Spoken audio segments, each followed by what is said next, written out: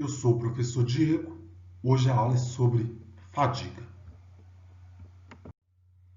O propósito da aula é responder estes questionamentos relacionados à fadiga.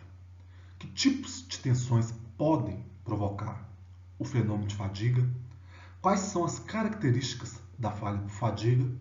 E qual é o local mais propício para ocorrer uma falha por fadiga? E qual a influência da fadiga na resistência mecânica dos materiais? Para isso, eu vou introduzir o tema definindo o que é fadiga, discutindo um pouco sobre regimes de fadiga, tipos de tensões, fadiga em metais, fratura por fadiga e descontinuidades no material. No tópico abordagem da falha por fadiga, será apresentado os métodos da vida sob fadiga, as filosofias de projeto, o limite de resistência, a concentração de tensão e sensibilidade em talhe e, por fim, os critérios de falha por fadiga sob tensões flutuantes. Segundo a STM E182396, fadiga é o processo de mudança localizada, permanente e progressiva na estrutura, que ocorre no material sujeito a flutuações de tensões e deformações, que pode culminar em trincas ou completa fratura, depois de um número suficiente de flutuações.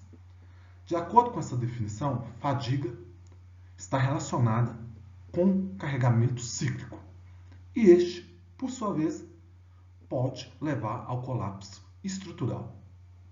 Na figura 1, é ilustrado trincas induzidas por fadiga. Na figura 2, é ilustrado fratura por fadiga. Se o número de ciclos até a ocorrência de falha for superior a 10 a 3 ciclos, é considerado fadiga de alto ciclo. Se o número de ciclos até a ocorrência de falha for inferior a 10 a 3 ciclos, é considerado fadiga de baixo ciclo. A fadiga de alto ciclo está relacionada com tensões baixas, ou seja, abaixo do limite de escoamento. Então, nesse regime ocorrem deformações elásticas. Devido a essas características de carregamento, a vida é longa e a fadiga no regime é controlada pela tensão. Já a fadiga de baixo ciclo é aquela que está relacionada com tensões altas, ou seja, deformações plásticas. Por essas características, a vida é curta e a fadiga é controlada pela deformação. Quais são as tensões que podem desenvolver o fenômeno de fadiga nos materiais? São tensões que variam com o tempo ou flutuam entre diferentes níveis. Na figura 3 é ilustrado vários tipos de tensões. Em destaque, a tensão constante. Essa tensão, por sua vez, ela não varia com o tempo, ou seja, ela está relacionada com um carregamento estático. Por esse motivo, não provoca o fenômeno de fadiga. Porém, a tensão repetida, a tensão alternada e a tensão flutuante, ambas variam com o tempo, como pode ser observado pela tensão alternante, sigma em todas as tensões. A tensão repetida é aquela na qual a tensão mínima é igual a zero. A tensão alternada é aquela na qual a tensão média é igual a zero. E a tensão flutuante é possível observar a tensão máxima, a tensão mínima e a tensão média devido à flutuação. Verifica-se em todas essas três curvas o formato senoidal, que é uma característica das máquinas rotativas. Porém, pode apresentar um formato não senoidal, como foi ilustrado pela tensão flutuante não senoidal. E essa tensão flutuante pode também apresentar auto-ondulação, como também foi ilustrado. Em quais situações pode desenvolver o fenômeno de fadiga na prática? Vou citar alguns exemplos. Por exemplo, se uma peça estiver submetida a carregamento e descarregamento, ou seja, tensão cíclica, e se essa tensão cíclica for repetida várias e várias vezes, pode levar ao fenômeno de fadiga e, com isso, chegar ao colapso estrutural. O mesmo ocorre para compressão e descompressão, aquecimento e resfriamento. Outras situações que pode levar o fenômeno de fadiga está associada às vibrações mecânicas. Estruturas sujeitas a vibrações mecânicas, com o tempo, pode levar ao desenvolvimento da fadiga. Outra situação interessante, que também está associada a carregamento ciclo, é a questão das aeronaves, que no momento de sua decolagem e aterrissagem pode também desenvolver o fenômeno de fadiga nas peças. Fadiga em metais. A peça submetida à fadiga falha com tensões abaixo da resistência à tração e muitas das vezes até abaixo da resistência ao escoamento. Tem um detalhe: a falha não dá aviso, ou seja, não é igual ao caso da falha estática, que o material escoa, deforma plasticamente antes de romper. Não, é uma falha súbita e repentina, por isso é muito perigosa. Ela tem uma aparência similar à de uma fratura frágil, como pode ser observado na figura ao lado, que mostra a quebra de um virabrequim. Fratura por fadiga. Ela corresponde a 3 estágios distintos. No primeiro estágio, devido à deformação plástica cíclica, surge no material uma microtrinca, e esta, por sua vez, propaga ao longo da estrutura cristalina. Já no estágio 2, ocorre uma transição de micro para macrotrinca, ou seja, ela ganha uma dimensão maior. Enfim, com isso, forma superfície de fratura com platôs paralelos, separados por sulcos paralelos. Essas superfícies têm uma característica ondulada e escura, e muitas das vezes apresentam bandas leves conhecidas como marcas de praia. Nesse estágio, a superfície fissurada abre e fecha de acordo com a tensão cíclica. No estágio 3 é o estágio final, ou seja, o material remanescente não suporta o carregamento, então ele vai falhar. Essa falha pode ser dúctil ou frágil, ou até mesmo a combinação de ambas. Na figura 6 é ilustrado a falha de um parafuso por fadiga. A letra A corresponde ao estágio 1, onde surgiu uma microtrinca no parafuso. A letra B corresponde ao estágio 2, como pode ser observado as marcas de praia.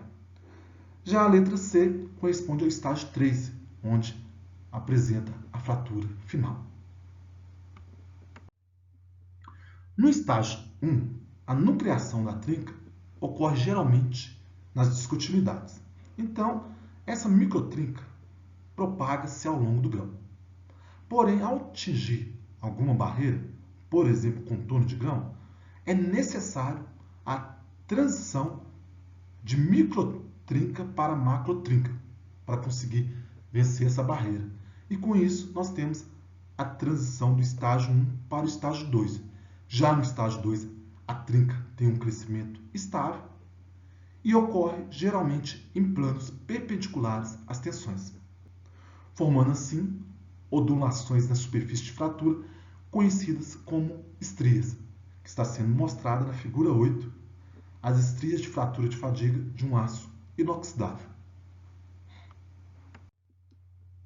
Então, nós concluímos que a fadiga ela tende a ocorrer em uma discontinuidade no material. Mas essa discontinuidade tem que ter um pico de tensão, ou seja, é na região onde tem uma tensão cíclica máxima. E o que são essas descontinuidades? As descontinuidades são, por exemplo, projeto de mudança rápida na seção transversal, que é o caso dos ressaltos, chavetas, furos. Todas essas características geométricas produzem concentradores de tensão que podem potencializar o fenômeno de fadiga. Elementos que rolam e ou deslizam uns contra os outros. Durante o rolamento e o deslizamento, ocorre um desgaste superficial que pode desenvolver o fenômeno de fadiga. Falha na fabricação. Vamos pegar o exemplo de usinagem. Se, caso, na peça usinada possuir marcas de ferramenta ou risco, essas marcas de ferramenta e risco tornam-se concentradores de tensão e, com isso, pode também levar ao fenômeno de fadiga. Os exemplos citados estão relacionados com condições externas. Agora, tem questões internas no material que podem levar ao fenômeno de fadiga. Por exemplo, a composição do material processado. Seja ele processado por laminação, trifilação ou até mesmo por fundição, nesses processos geram defeitos cristalinos que podem potencializar o fenômeno de fadiga. Na figura ao lado é ilustrado a falha por fadiga na extremidade de uma chaveta, que está sendo representada pela letra B, e sua fratura final, representada pela letra C.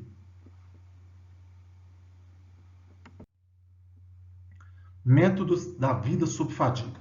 Estes métodos tentam predizer a vida em número de ciclos até a ocorrência de falha para um determinado carregamento. São eles: método tensão-vida, método deformação-vida e o método da mecânica de fratura linear elástica. O método tensão-vida é o menos preciso, porém é o mais tradicional. É o mais usado em projetos, devido à facilidade de implementação. E tem uma característica interessante, que ele atende bem na região de alta ciclagem. Porém, na região de baixa ciclagem, ele já não é viável. Porém, o método deformação-vida, na fadiga de baixo ciclo, atende bem. Só que, nesse método, é necessário realizar algumas idealizações. E essas, por sua vez, podem comprometer os resultados. Já o método da mecânica de fratura linear elástica assume que o material possui uma trinca. E, com isso, estuda o crescimento dessa trinca com a variação da tensão. Método tensão-vida. Nós vamos estudar cada um deles, né? Enfim, este, por sua vez, é aquele que determina a resistência do material sob ação de carga de fadiga, ou seja, cargas que variam ao longo do tempo, e com isso, contra a quantidade de ciclos até a falha do material. O dispositivo mais usual é a máquina de viga rotativa de alta velocidade, que é ilustrado na figura 11, onde o corpo de prova é submetido a uma flexão pura, ou seja, isenta de cisalhamento. Na figura 10 é ilustrado a geometria do corpo de prova, onde o momento fletor é igual à força vezes a distância A. Com esse método, obtemos o diagrama tensão-vida, onde na ordenada eu tenho a resistência à fadiga SF e na abscissa o número de ciclos de tensão, N. O diagrama possui 4 regiões distintas. Região de baixo ciclo, que é de 10 a 0 a 10 a terceira. A região de alto ciclo, que é a partir de 10 a terceira. A região de vida finita, que é de 10 a 0 a 10 a 7, que é a característica dos aços. E a região de vida infinita, que é a partir de 10 a 6. Verifica-se que a curva desse diagrama, a partir do joelho, ela torna-se horizontal. Esse joelho caracteriza-se o limite de resistência à fadiga, SL. Então, a partir desse joelho, pode aumentar o número de ciclos que o material não falha por fadiga. Porém, em metais não ferrosos ou ligas, como é o caso do alumínio, não existe esse joelho, ou seja, o grafo nunca fica horizontal. Com isso, não tem um limite de resistência à fadiga definido. O que eles apresentam são bandas de espalhamento, como é ilustrado na figura 13. Bandas de espalhamento indicando as curvas tensão-vida para as ligas mais comuns de alumínio. Como eu disse, o método tensão-vida é muito interessante na região de alto ciclo. Então, nessa região, eu preciso aproximar, através de uma equação, do diagrama tensão-vida. O ajuste mais comum de curva é o apresentado no slide, que SF é igual a A vezes N elevado a B. SF é resistência à fadiga. A é igual à fração da resistência à fadiga F vezes a resistência à tração ao quadrado dividido pelo limite de resistência à fadiga. N é o número de ciclo, ou seja, a vida. E B é menos 1/3 do logaritmo de F, que é a fração da resistência à fadiga, vezes a resistência à tração, dividido pelo limite de resistência à fadiga. Dessa forma, é possível obter a vida da peça, ou seja, o número de ciclos até a falha, como é apresentado na outra equação abaixo, onde N é a vida, sigma heavy é a tensão completamente reversa, e aqui é utilizado novamente o fator A e o expoente B. Método deformação-vida. Então, nós concluímos que a falha por fadiga tende a ocorrer em uma determinada discontinuidade local. Por sua vez, quando nessa descontinuidade local a tensão excede o limite elástico, nessa região passa a ocorrer deformações plásticas. Como o material está sujeito a uma tensão cíclica, ocorrerão deformações plásticas cíclicas, onde a deformação plástica total é uma parcela da deformação plástica elástica e uma parcela da deformação plástica, como está sendo apresentado na equação abaixo. E ilustrado na figura 14, com os ciclos de esterese da tensão verdadeira versus deformação verdadeira. Com os dados da figura 15, ou seja, esse gráfico, nós obtemos a amplitude total de deformação, que é essa equação abaixo. Delta epsilon dividido por 2 igual sigma linha F por E, que multiplica 2N elevado a B, mais epsilon linha F, que multiplica 2N elevado a C. Então, novamente é o mesmo conceito. A deformação total é uma parcela da deformação elástica mais uma parcela da deformação plástica. Sigma linha F é a tensão verdadeira. E é o módulo de elasticidade. N é o número de ciclo, ou seja, a vida. B é a inclinação da linha de deformação elástica. Epsilon linha F é o coeficiente de ductilidade à fadiga. N é a vida e C é a inclinação da linha de deformação plástica, ou seja, essa equação relaciona a deformação total com a vida. É uma equação legítima, porém ela não atende às práticas de projeto, porque ainda não foi possível determinar a deformação total no fundo de um entalhe ou em uma discontinuidade.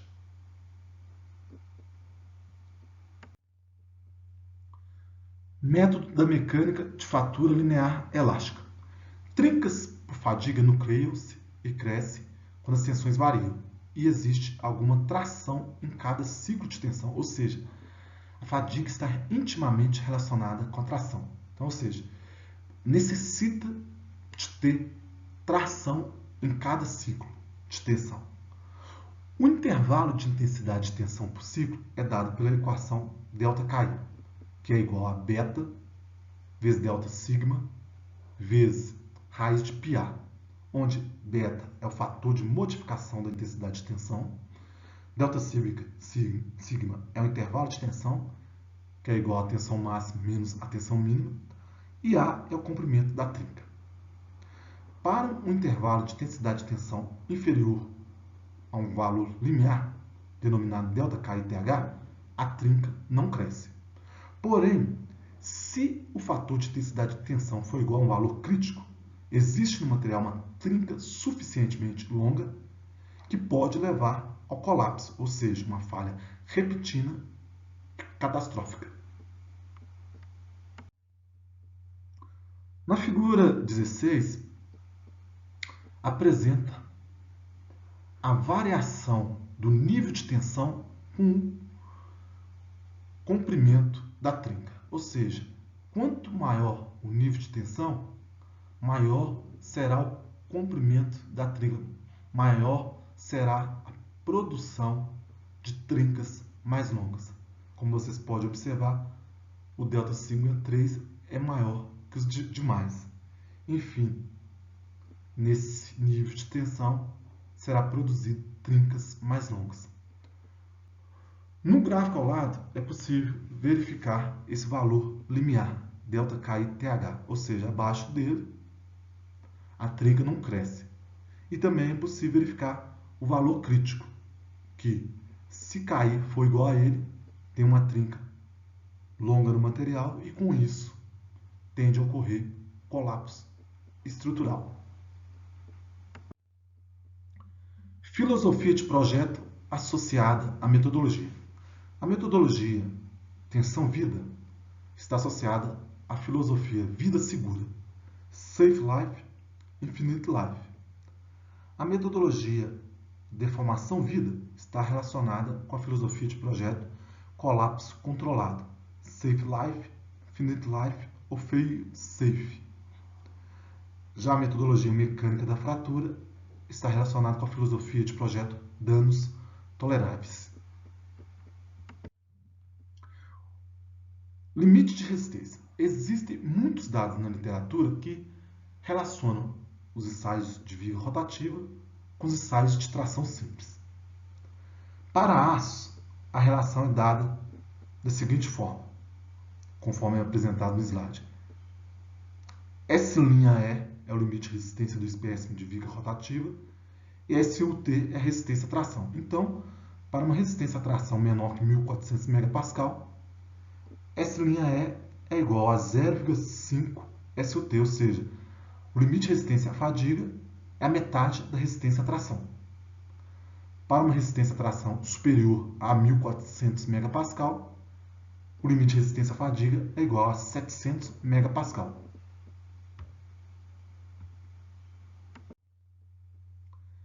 Fatores modificadores do limite de resistência. É irrealista imaginar que os dados obtidos em laboratório, onde o corpo de prova é preparado e um ensaio é feito com todo o controle, iguale as condições de prática, ou seja, da peça em campo, em serviço.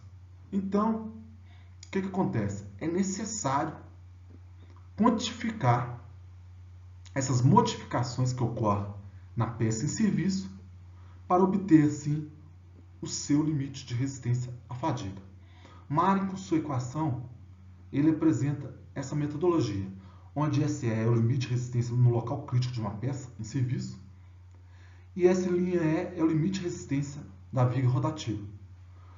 E Ka, Kb, Kc, Kd, Ke, Kf são os fatores de modificação da superfície, do tamanho, da carga, de temperatura, de confiabilidade e de efeitos diversos. Fator Ka.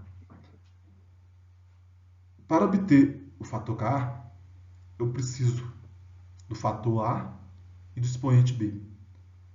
Na tabela abaixo, de acordo com o acabamento superficial, eu obtenho esses fatores. Por exemplo, acabamento retificado. Fator A para megapascal, 1,58. E o expoente B, menos 0,085. Então, eu substituo na equação acima e, com isso, obtenho o valor do fator de superfície Ka.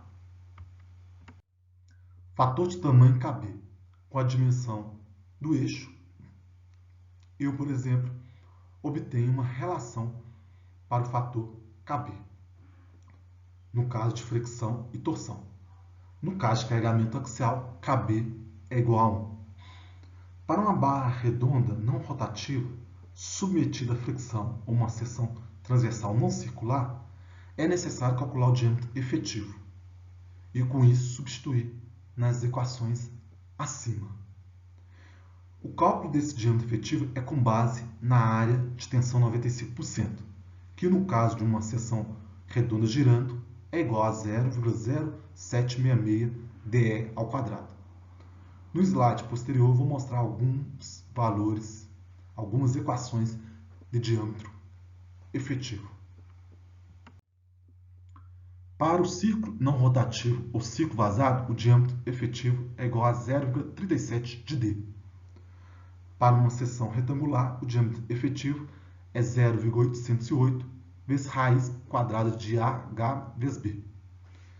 Para o perfil I e para o perfil U, eu apresento a área de tensão 95%. Basta eu igualar com aquela área apresentada no slide anterior e, com isso, obter o diâmetro efetivo. Fator de carregamento Kc. Como os dados são obtidos pela fricção, Kc é igual a 1 para fricção.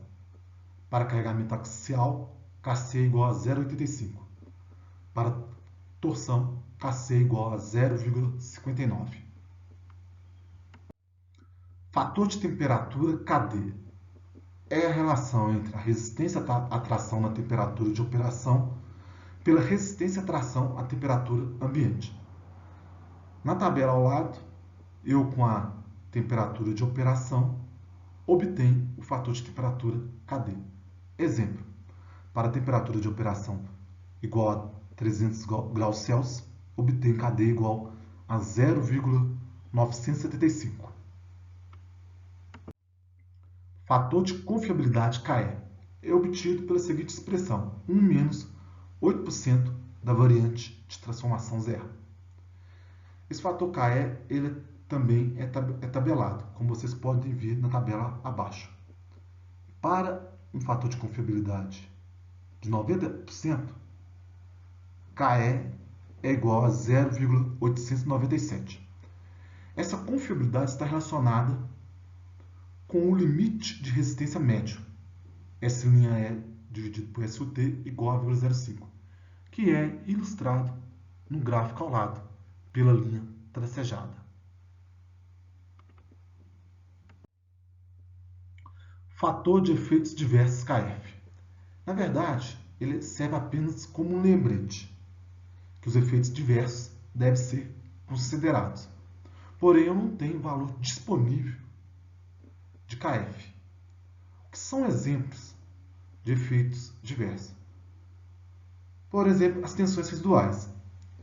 Se forem compressivas, ajuda o fenômeno de fadiga.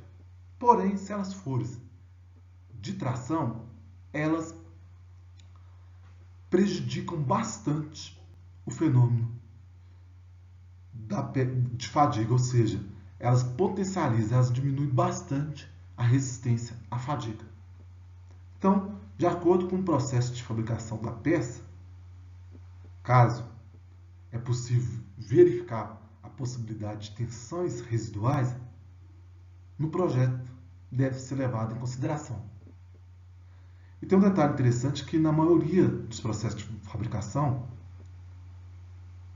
as peças possuem tensões residuais. Por exemplo, na laminação, em processo de soldagem, fundição. Então, como eu disse, tem que ter um certo cautela para avaliar as tensões residuais. Corrosão. É óbvio que se uma peça está submetida à fadiga em um ambiente corrosivo, o limite de resistência à fadiga tende a diminuir bastante, porque a própria fadiga será potencializada devido ao desgaste superficial. Concentração de tensão e sensibilidade à entalhe. Algumas peças elas têm menor sensibilidade à entalhe, ou seja, elas são menos sensíveis à entalhe. Então eu posso usar um valor de concentração de tensão um pouco inferior de Kt, que é o fator de concentração de tensão de fadiga Kf, que é a tensão máxima no espécime entalhado dividido pela tensão no espécime sem talho. E essa sensibilidade a entalhe Q é definida pela equação ao lado, que é igual a Kf menos 1 dividido por Kt menos 1, ou Q de cisalhamento igual a Kfs menos 1 dividido por Kts menos 1. Em projetos, é usual essas equações. Kf igual a 1 mais Q vezes Kt menos 1, ou Kfs igual a 1 mais Q de cisalhamento, que multiplica Kts menos 1. Como é feito em projeto? No diagrama de fator de concentração de tensão, como no caso está sendo ilustrado aqui, uma peça submetida à flexão e possui um adeguaçamento, ou seja, um ressalto. O que eu faço? Com as características geométricas da peça, por exemplo, R sobre D e Dzão sobre D, eu obtenho o fator de concentração de tensão Kt para a flexão. Vou no diagrama de sensibilidade a entalhe. Com o raio de entalhe e a resistência à tração do material, obtenho o valor de Q. Substituo na equação de Kf e assim obtenho o fator de concentração de tensão de fadiga, que é um pouco menor que o fator de Kt. O mesmo eu faço para Kfs, porém agora eu vou usar um diagrama de fator de concentração de tensão que leva em consideração a torção. Verifica-se que a mesma peça, porém agora está submetida à torção.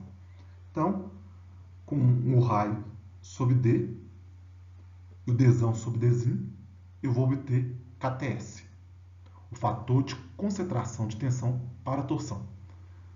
Com o raio de entalhe e a resistência à tração do material, eu obtenho o Q de cisalhamento, substituindo da mesma forma na equação Kfs.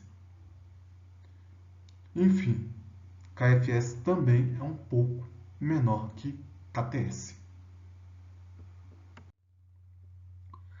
Tensão média é a tensão máxima mais a tensão mínima dividido por 2. E a tensão alternante é o módulo da tensão máxima menos a tensão mínima dividido por 2. Como pode ser observado aqui na figura ao lado, a tensão máxima, a tensão mínima, a tensão média, a tensão alternante e a variação de tensão, que é a tensão sigma R.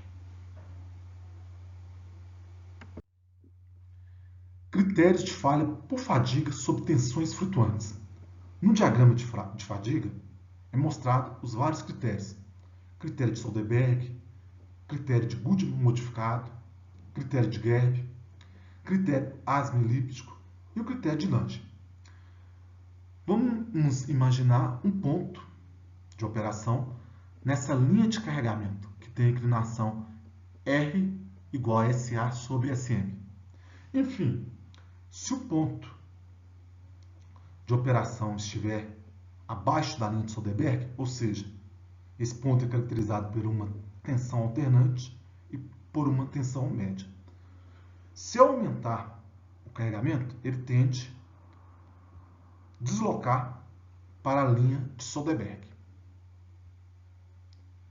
Quando ele ultrapassar essa linha, segundo Soderberg, o material falha por fadiga. Porém, se eu estiver utilizando o critério de Goodman modificado, o material ainda não falhou. Então, se eu aumentar mais o carregamento, ou seja, esse ponto desloca para o ponto A.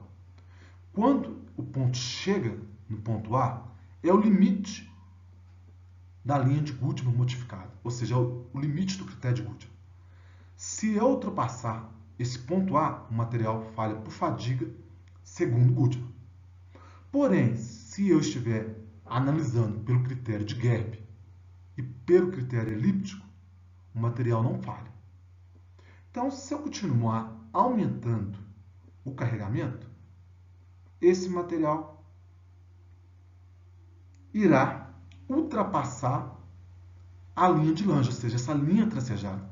Então, o material vai falhar por escoamento de primeiro ciclo e não por fadiga. Como vocês podem observar, o critério de Soderberg e o critério de Goodman modificado é mais conservador que o critério de Germe e o critério elíptico. No slide posterior, vou mostrar as equações das curvas de cada critério. Critério de Soderberg, Goodman, critério de Germe e critério elíptico e critério de Lange, como vocês podem observar. Caso pretenda usar a equação da curva do critério em função do fator de projeto ou fator de segurança, basta substituir SA por NTA e assim obter a equação da curva do critério de acordo com o fator de projeto. Lembrando que SA é resistência alternante, SM é resistência média, SE é o limite de resistência à fadiga da peça e SY é a resistência ao escoamento. Sigma A, tensão alternante, sigma M, tensão média.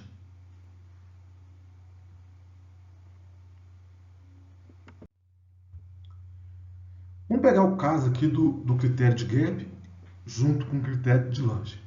Enfim, para o critério de Gap, que está aqui a equação, as coordenadas de interseção da linha de carga com o critério é essa dada ao lado. SA igual a R ao quadrado vezes a resistência à tração ao quadrado dividido por 2SR, entre colchete. E SM é o SA dividido por R. Para o critério de Lange, que a equação é apresentada aqui ao lado, as coordenadas de interseção da linha de carga com esse critério é dado pela equação SA igual a R vezes Y dividido por 1 mais R, SM igual a SY dividido por 1 mais R. Para o critério de Gap e Lange, ou seja, aquele ponto que interceptar tanto o critério de Gap quanto o critério de Lange, as coordenadas de interseção da linha de carga são essas. SM igual a SUT ao quadrado dividido por 2SE multiplicado pelo colchete. E SA igual a SY menos SM. No final da tabela é apresentado o fator de segurança de fadiga para o critério de Gap. Uma forma mais simples de obter esse fator de segurança de fadiga, basta eu pegar a resistência alternante de Gap e dividir pela tensão alternante.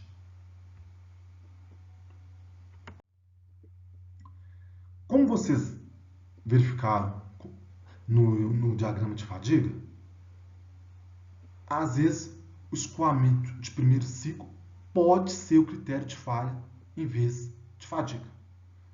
O único critério que protege contra escoamento é o de Soderberg, porém, abaixo da curva, ele é muito tendencioso. E tem um detalhe, na região onde ocorre o escoamento de primeiro ciclo, ocorre deformação plástica. Então, essa região torna-se propícia para o desenvolvimento do fenômeno de fadiga, ou seja, uma coisa está relacionada à outra. Por isso que o escoamento de primeiro ciclo deve ser verificado durante o dimensionamento. Por hoje é só. Agradeço a atenção de todos. E a bibliografia usada nessa aula é essa apresentada nesse slide. Obrigado.